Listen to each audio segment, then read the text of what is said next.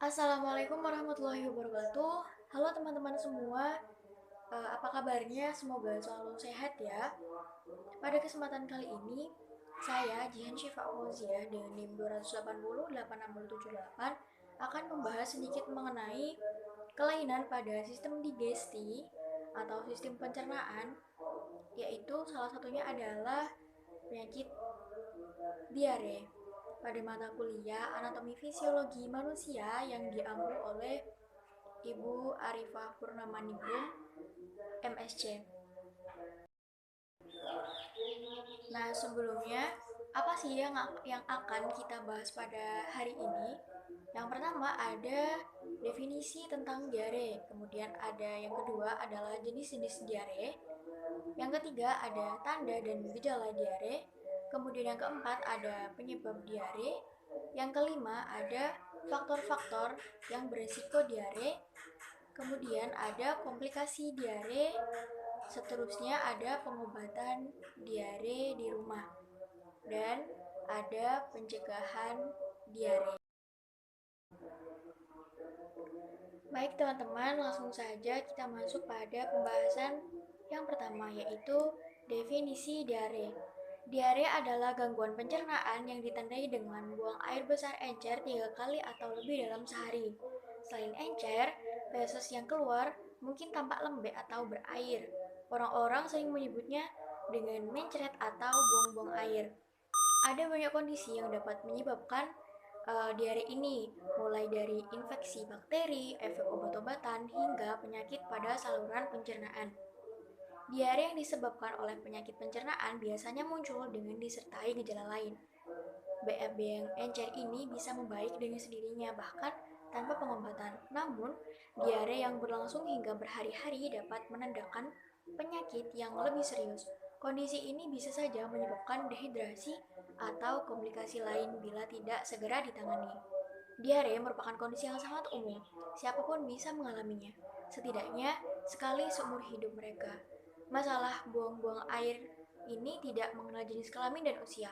Rata-rata, orang dewasa dapat mengalami diare hingga 4 kali dalam setahunnya.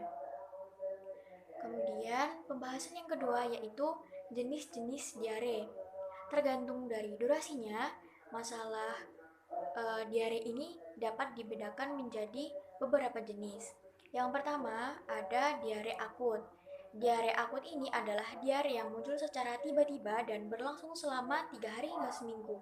Kebanyakan orang mengalami masalah diare jangka pendek akibat infeksi bakteri atau virus pada saluran cerna, kuman yang berasal dari makanan atau minuman yang terkontaminasi. Nah, diare akut ini terbagi lagi menjadi dua jenis. Yang pertama, akut watery diarrhea yang ditandai dengan feses cair yang berlangsung selama beberapa hari. Kebanyakan disebabkan oleh infeksi norovirus atau rotavirus. Kemudian yang kedua, akut bloody diarrhea atau dysentery yang ditandai dengan feses yang berdarah dan berlendir. Penyebabnya adalah infeksi bakteri E. histolytica atau S. bacillus. Kemudian yang kedua adalah diare kronis. Diare kronis adalah diare yang dapat berlangsung selama 4 minggu atau lebih. Gejalanya suka ada dalam waktu yang lama dan berkembang secara perlahan. Kondisi ini kurang umum dan biasanya disebabkan oleh kondisi medis, alergi, obat-obatan, atau infeksi kronis. Gangguan pencernaan yang bisa menyebabkan diare kronis termasuk sindrom iritasi usus besar atau IBS, penyakit Crohn atau colitis ulceratif. Kemudian jenis yang ketiga adalah diare persisten. Diare persisten adalah buang air yang berlangsung lebih dari 2 minggu, tapi tidak lebih dari 4 minggu. Durasi buang-buang air lebih lama daripada diare akut, tapi lebih singkat dibandingkan diare kronis. Jenis diare ini terbagi menjadi dua lagi. Yang pertama ada diare osmotik.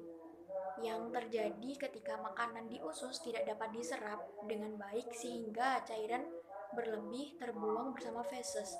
Yang kedua adalah diare sekretori yang terjadi akibat adanya gangguan sistem pembuangan pada usus kecil atau usus besar dalam menyerap elektrolit. Kemudian pembahasan yang ketiga ada tanda dan gejala dari diare. Frekuensi BAB yang normal bagi tiap orang itu berbeda-beda, tergantung banyak faktor. Salah satu ciri pencernaan yang sehat yaitu pola BAB yang teratur. Artinya, tidak ada perubahan secara mendadak ataupun drastis. Seseorang dikatakan mengalami diare bila frekuensi BAB-nya menjadi lebih sering dari biasanya.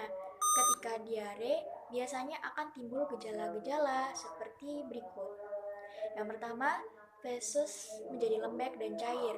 Kedua, feses keluar dalam jumlah yang banyak. Yang ketiga, sakit dan kram perut. Yang keempat, ada mual dan muntah. Yang kelima, ada sakit kepala. Kemudian yang keenam, kehilangan nafsu makan. Yang ketujuh, haus terus-menerus. Yang kedelapan, tubuh kita merasakan demam.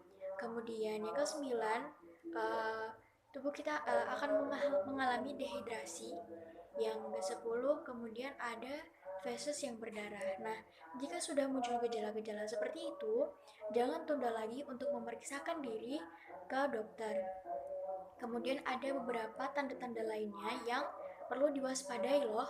Yang pertama, mencret atau diare itu tidak sembuh walaupun sudah diberi perawatan di rumah. Yang kedua, diare mengganggu kegiatan sehari-hari atau tidur malam. Yang ketiga, mengalami demam di atas 39 derajat Celcius. Ini artinya sudah demam tinggi banget ya teman-teman. Kemudian kita yang terkena diare itu mudah haus dan bibir tampak kering. Kemudian ada tubuh kita itu yang terkena diare merasa sangat lemas. Nah, jika sudah terjadi gejala-gejala seperti itu, kita wajib banget nih buat memeriksakannya ke dokter. Kemudian, pembahasan yang keempat yaitu mengenai penyebab diare. Penyebab diare ini amat beragam dan kadang pemicu pastinya tidak diketahui. Namun kebanyakan orang mengalami penyakit ini karena infeksi bakteri akibat mengkonsumsi makanan yang tidak steril atau telah terkontaminasi. Saat terjadi infeksi, bakteri E. coli atau Salmonella mengeluarkan racun yang menyerang organ pencernaan. Sebagai dampaknya, tubuh kita akan merasakan gejala seperti sakit perut, mual, atau buang-buang air setelah memakannya. Kemudian, ada beberapa penyebab umum yang lainnya, yaitu yang pertama karena infeksi virus, seperti rotavirus, adenovirus, norovirus, dan astrovirus. Kemudian bisa juga dikarenakan karena adanya alergi terhadap makanan tertentu. Kemudian ada efek samping obat tertentu. Jadi setelah kita meminum obat, tubuh kita tidak tahan, kemudian akan mengalami diare. Biasanya obat-obat itu adalah obat-obatan antibiotik, antasida, atau obat antidepresan. Yang kemudian ada penyakit radang khusus atau penyakit keliak. Jadi di dalam tubuh kita itu memang sudah ada penyakit radang khusus dan itu dapat juga menyebabkan diare. Setelah itu jika kita terlalu banyak makan makanan yang manis, kemudian perut kita itu tidak bisa mencerna gula dengan baik. Akhirnya berakibat pada terserang penyakit diare. Kemudian pembahasan yang kelima ada faktor-faktor yang beresiko terjadinya diare.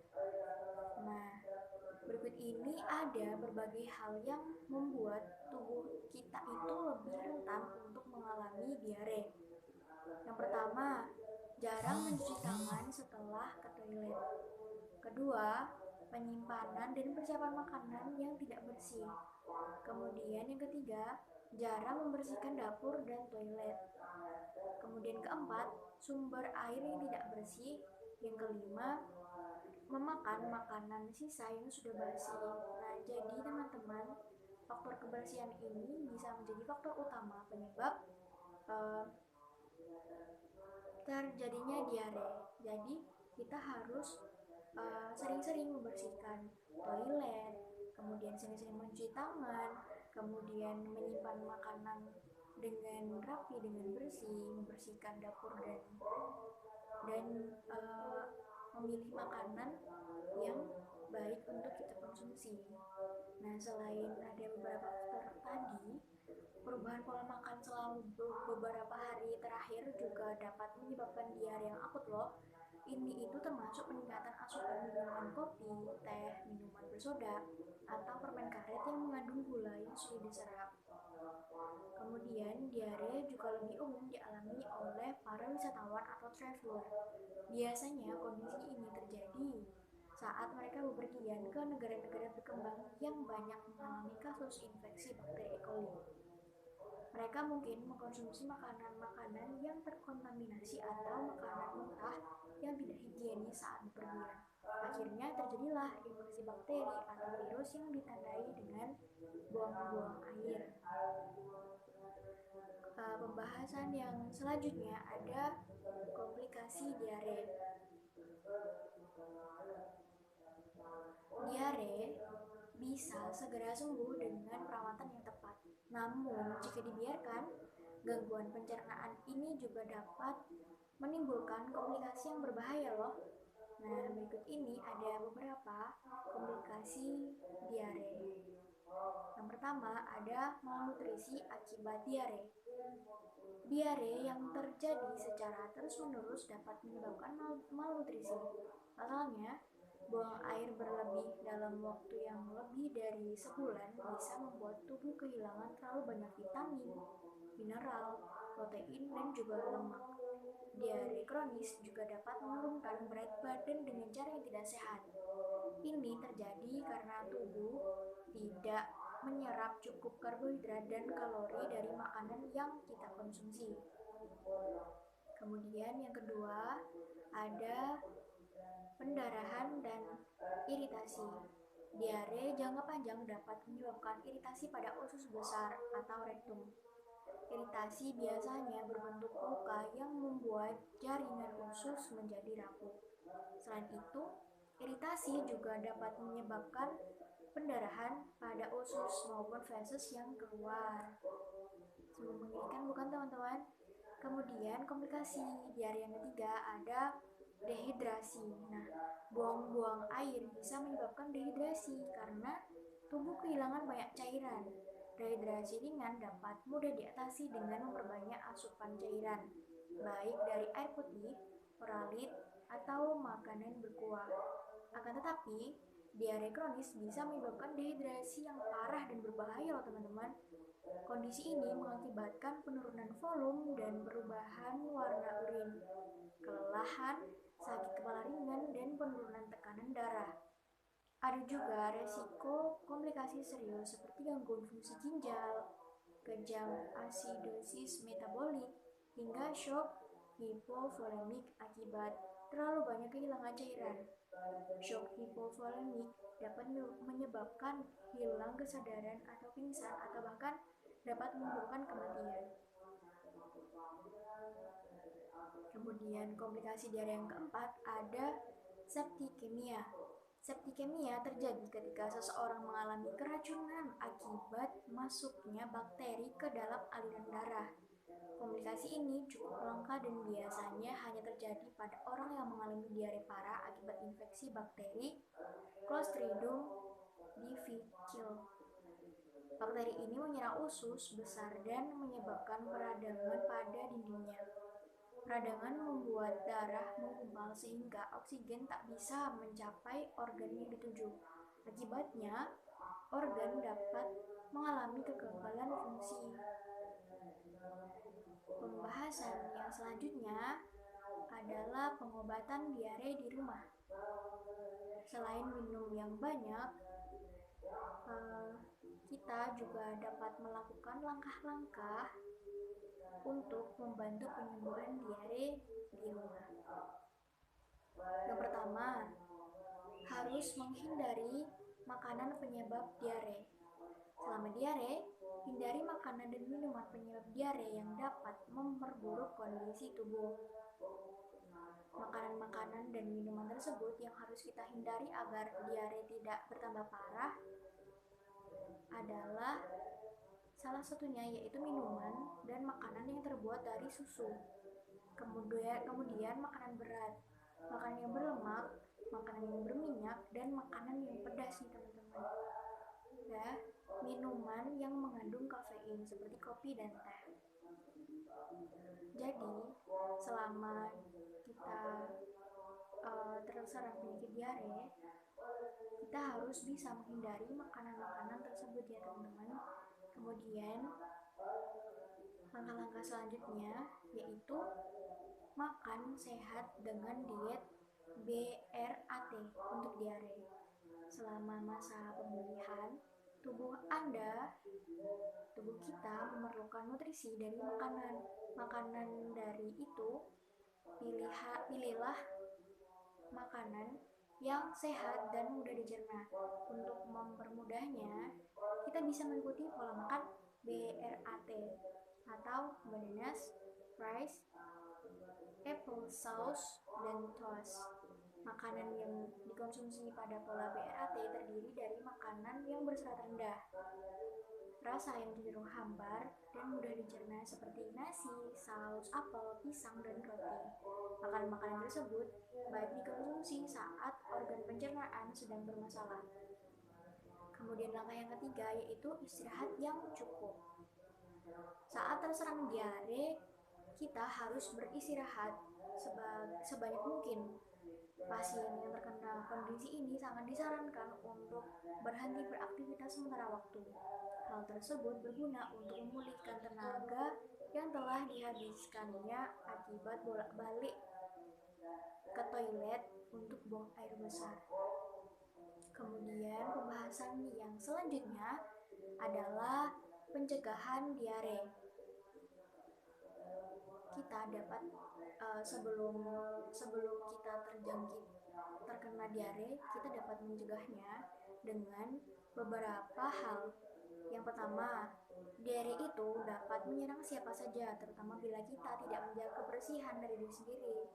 Oleh karena itu, seperti yang sudah dijelaskan sebelumnya, diare paling sering disebabkan oleh konsumsi makanan yang telah terkontaminasi. Jadi, kita harus sering-sering membersihkan tempat-tempat yang kotor, dapur, toilet, dan sebagainya. Kemudian kita harus bisa memilah dan memilih makanan-makanan yang baik, yang bergizi untuk kita makan, untuk kita konsumsi. Kemudian yang kedua, kita bisa mencegah diare dengan sering mencuci tangan setiap sebelum dan sesudah menyiapkan makanan. Hal ini sangat penting dilakukan terutama bila kita memasak menggunakan daging mentah. Jadi saat kita memasak itu, kita harus benar-benar memperhatikan daging yang kita masak itu sudah mentah atau belum. Makanan yang kita konsumsi ini sudah layak dimakan atau belum. Seperti itu ya teman-teman. Kemudian yang ketiga, pencegahan yang selanjutnya itu kita harus rajin-rajin mencuci tangan setelah menggunakan toilet. Mengganti popok, misalkan kita punya adik atau anak kita nanti. Kemudian setelah kita bersin, kita batuk, dan setelah kita membuang ingus, bersihkan tangan menggunakan air sabun selama 20 detik dengan mengikuti panduan cuci tangan yang benar agar virus-virus tersebut tidak menempel pada tangan kita. Seperti yang kita ketahui bahwa tangan itu bisa menyentuh bagian tubuh apa saja, misalkan mata kita gatal, kita sentuh, misalkan bibir kita gatal atau seperti apa pasti bakal kita sentuh. Jadi kita harus banget untuk membersihkan, untuk mencuci tangan sesering mungkin setelah, sebelum atau sudah melakukan aktivitas.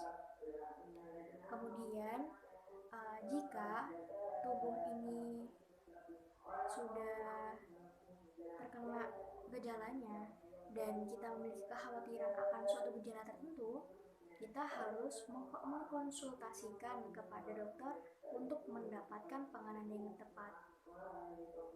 Nah, itu tadi teman-teman beberapa hal tentang diare yang sudah kita bahas pada pertemuan hari ini.